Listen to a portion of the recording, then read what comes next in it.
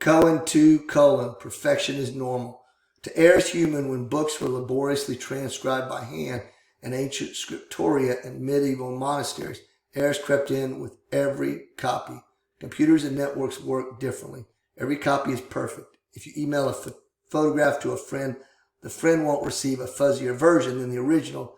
The copy will be identical, down to the level of details too small for the eye to see.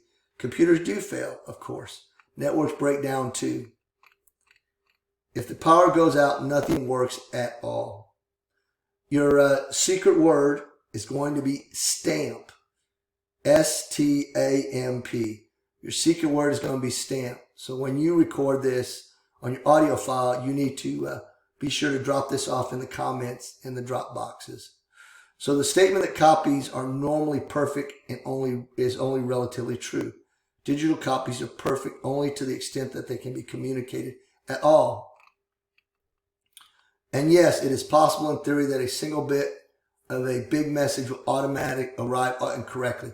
But networks don't just pass bits from one place to another. They check to see if the bits seem to have been damaged in transit and correct them or retransmit them if they seem incorrect.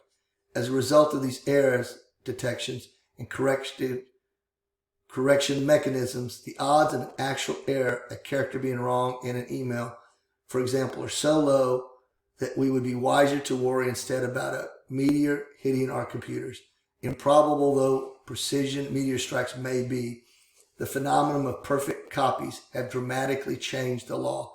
A story told in chapter 6, balance toppled in the days when music was distributed on audio tape.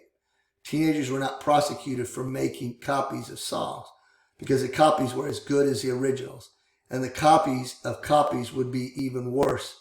The reason why thousands of people are today receiving threats from the music and movie industry is that their copies are perfect, not just as good as the original, but identical to the original, so that even the notion of original is meaningless. This location caused by file sharing are not over yet.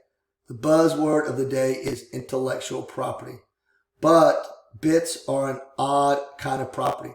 Once I release them, everybody has them, and if I give you my bits, I don't have any fewer.